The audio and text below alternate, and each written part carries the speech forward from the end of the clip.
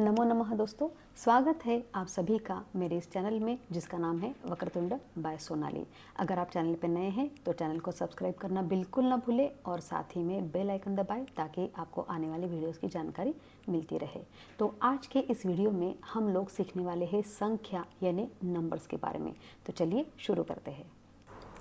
तो संख्या हम लोग 1 से 4 तक की जो संख्या होती है उसको हम लोग लिंगों में यूज़ करते हैं, जैसे पुल्लिंग, स्त्रीलिंगी और नपुंसकलिंगी। तो एक को हम लोग क्या लिखेंगे, एकः पुल्लिंगी में लिखेंगे, स्त्रीलिंगी में बोलेंगे एका और नपुंसकलिंगी में बोलेंगे एकम। 2 को हम लोग बोलेंगे द्वौ पुल्लिंगी में, स्त्रीलिंगी में द्वे और नपुंसकलिंगी में भी द्वे। उसके बाद 3 के लिए हम लोग बोलेंगे त्रयः, स्त्रीलिंगी में बोलेंगे तिस्रः और नपुंसकलिंगी में बोलेंगे त्रीणि। 4 के लिए हम लोग पुल्लिंगी में बोलेंगे चत्वारः, स्त्रीलिंगी में बोलेंगे चतस्रः और नपुंसकलिंगी में बोलेंगे चत्वारि। वीडियो को अंत तक ज़रूर देखिए क्योंकि मैं आपको बहुत सारे इसमें ट्रिक्स बताने वाली हूँ कि इसको आपको कैसे सॉल्व करना होता है। 9 स्टैंडर्ड या 10 स्टैंडर्ड के लिए या 8 स्टैंडर्ड के लिए पूरी की पूरी 101 से लेके 100 तक की संख्या होती है या 50 से लेके 100 तक की संख्या होती है। तो आपको एक सिंपल ट्रिक मैं यहाँ पे बता रही हूँ, ठीक है। पहले तो आपको ये याद रखना है कि 1 से 4 तक की जो संख्या है वो हम लोग लिंगों में यूज़ करते हैं। अब इसको हम लोग कैसे यूज़ करेंगे सेंटेंसेस में। जैसे अगर यहाँ पे एग्जाम्पल मैं बता रही हूँ, एक डैश बालकः पठति, अगर यहाँ पे लिखा हुआ है बालकः पठति और यहाँ पे ब्रैकेट में लिखा है 1, तो बालकः ये पुल्लिंगी है और ब्रैकेट में 1 लिखा हुआ है तो यहाँ पे हम लोग लिखेंगे एकः। तो संख्यावाची विशेषण है, इसको बोला जाता है। तो एकः बालकः पठति यानी एक बालक पढ़ता है। डैश महिलाः हसन्ति और ब्रैकेट में लिखा है 4, तो 4 के लिए हम लोग बोलेंगे स्त्रीलिंगी में चतस्रः, चतस्रः महिलाः हसन्ति। तो इस तरीके से हम लोगों को संख्यावाची जो विशेषण है वो लगाए जाते हैं। और 5 के आगे तक की जो संख्या है उसको हम लोग एज इट इज़ यूज़ करते हैं, जैसे पंच, षड, पंच बालकाः क्रीडन्ति, पंच बालिकाः पठन्ति, पंच फलानि पतन्ति। तो इस तरीके से 5, 6, 7, 8, षट, सप्त, अष्ट, नव, दश, ये हम लोग एज इट इज़ यूज़ करेंगे, ठीक है। उसके बाद आपको 20, 30, 40, 50, 60, 70, 80, 90 और 100 ये आपको बस याद रखने हैं। उसके बाद मैं एक ट्रिक बताने वाली हूँ कि आपको इसको कैसे याद रखना है और कैसे यूज़ करना है। 20 के लिए हम लोग लिखेंगे विंशतिः, 30 के लिए हम लोग लिखेंगे त्रिंशत्, 40 के लिए लिखेंगे चत्वारिंशत्। बस आपको इसको याद रखना है। 20, 30, 40, 50। 50 के लिए लिखेंगे 50, 60 के लिए लिखेंगे षष्टिः। सॉरी, यहाँ पे मैंने मात्रा गलत दे दी, तो षष्टिः ऐसे आएगा। सप्ततिः, 70 के लिए हम लोग बोलेंगे सप्ततिः। 80 के लिए बोलेंगे हम लोग अशीतिः। 90 के लिए हम लोग बोलेंगे नवतिः और 100 के लिए हम लोग बोलेंगे शतम। मान लीजिए अगर आपको यहाँ पे बता रही हूँ, अगर आपको लिखना है 45, इंग्लिश में हम लोग जब बोलते हैं तो हम लोग बोलेंगे 45, लेकिन संख्या लिखते वक्त संस्कृत में हम लोग को उल्टी संख्या लिखनी है, यानी 5 हम लोग पहले लिखेंगे और 40 हम लोग बाद में लिखेंगे। जैसे पंच चत्वारिंशत्, ऐसे हम लोग को संख्या लिखनी है। ये ट्रिक है उसको पहचानने की।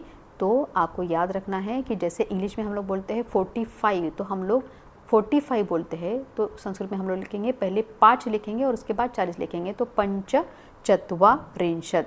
अगर मुझे बोलना है 57 तो मैं 7 पहले लिखूंगी, तो सप्त पंचाशत्। इस तरीके से हम लोगों को संख्या लिखनी होती है। इसलिए मैंने आपको बोला कि आपको 20, 30, 40, 50 ये सारी जो है संस्कृत में वो याद रखने हैं और उसके बाद आपको 1, 2, 3, 4, 5, 6, 7, 8 ऐसे जोड़ देने हैं। विंशतिः, त्रिंशत्, चत्वारिंशत्, पंचाशत्, षष्टिः, सप्ततिः, अशीतिः, नवतिः और शतम। अगर मुझे बोलना है कि 69 तो नवषष्टिः।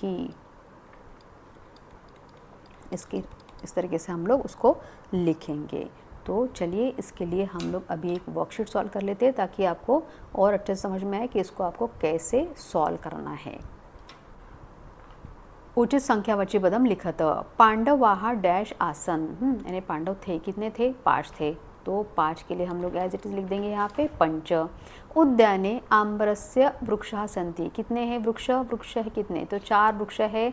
तो यहाँ पे हम लोग वृक्ष शब्द पुल्लिंगी है, इसलिए हम लोग लिखेंगे चत्वारः वृक्षाः सन्ति। विद्यालये डैश अध्यापकाः पाठयन्ति, और कितने अध्यापक पढ़ा रहे हैं? तो 3 अध्यापक पढ़ा रहे हैं। तो यहाँ पे आ जाएगा त्रयः अध्यापकाः पाठयन्ति। कक्षायां बालकाः सन्ति, कितने बच्चे हैं? 40 बच्चे हैं। तो 40 के लिए कक्षा में कितने बच्चे हैं? तो 40 है। तो 40 के लिए हम लिखेंगे चत्वारिंशत्। कालिदासेन विरचितानि डैश नाटकानि सन्ति, ब्रैकेट में लिखा है 3 नाटकानि। नाटक शब्द नपुंसकलिंगी है। नाटकानि यहाँ से देखने के बाद ही आपको पता चल जाता है। तो यहाँ पे नपुंसकलिंगी में 3 लगेगा यहाँ पे, तो त्रीणि। वेदाः सन्ति, तो वेदाः चत्वारः सन्ति। तत्र नार्यः नृत्यन्ति, 3 महिलाएं नाच रही है। नारी शब्द है, मूल शब्द स्त्रीलिंगी है। तो यहाँ पे क्या आ जाएगा? तिस्रः। किसके लिए यूज़ हो रहा है संख्यावाची विशेषण, हाँ वो यूज़ दिखना है और उसी तरीके से हम लोग को संख्या उसकी लगानी है। पुस्तकालय डैश पुस्तके आनय, तो यहाँ पे पुस्तक शब्द नपुंसकलिंगी है और ये द्विवचन में दिया गया है। तो यहाँ पे आएगा द्वे पुस्तके। उद्याने डैश बालकौ क्रीडतः, बालकौ अभी ये पुल्लिंगी है इसलिए 2 लिखा है। तो हम लोग लिखेंगे यहाँ पे द्वौ बालकौ। बहुत सारे बच्चे यहाँ पे गड़बड़ कर देते हैं और जहाँ पे पुल्लिंगी लगाना होता है वहाँ पे स्त्रीलिंगी लगा देते हैं, जहाँ पे स्त्रीलिंगी लगाना होता है वहाँ पे नपुंसकलिंगी लगा देते हैं। तो आपको याद रखना है कि 1 से 4 तक की संख्या हम आपको लिंगों में याद रखनी है और 5 से आगे की संख्या हम लोग एज इट इज़ यूज़ करते हैं। तत्र महिला उपविशति, बैठी हुई है। तो यहाँ पे आएगा महिला शब्द है, स्त्रीलिंगी है, तो इसलिए एका महिला। कक्षायाम डैश छात्रा सन्ति, इतने छात्र है, कितने छात्र है? तो 57। तो इंग्लिश में बोलते हम लोग बोलते हैं 57, लेकिन संस्कृत में हम लोग को उल्टा लिखना है। हम लोग लिखेंगे सप्तपञ्चाशत्। व्याधः तत्र आगतवान्, व्याधः शिकारी, तो एकः व्याधः। जनवरी मासे डैश दिवसाः भवन्ति, कितने दिन होते हैं? तो 31। तो 1 के लिए लिखेंगे हम लोग पहले 1 और उसके बाद 30 के लिए लिखेंगे 63, 31। रावण से डैश मुखानि आसन, कितने मुख थे? तो 10 मुख थे। तो यहाँ पे आएगा 10। महादेव से नेत्राणि सन्ति, कितनी आंखें हैं महादेव की? तो 3 आंखें हैं। तो नेत्र शब्द नपुंसकलिंगी है, तो यहाँ पे नपुंसकलिंगी की संख्या आएगी त्रीणि। तो देखा आपने कितना आसान है। मैंने आपको एक ट्रिक भी बताई है जिससे आप याद रख सकते हैं कि आपको संख्या किस तरीके से लिखनी है। तो आज के इस वीडियो में हम लोगों ने संख्या के बारे में जाना, सारे ट्रिक्स भी मैंने आपको बताई कि ताकि आपकी संख्या में कोई भी गलती ना हो। ये क्वेश्चन आपको आता ही आता है एग्ज़ाम में, इसलिए इसको ध्यान से पढ़िए और सारे ट्रिक्स भी याद रखिए। तो चलिए मिलते हैं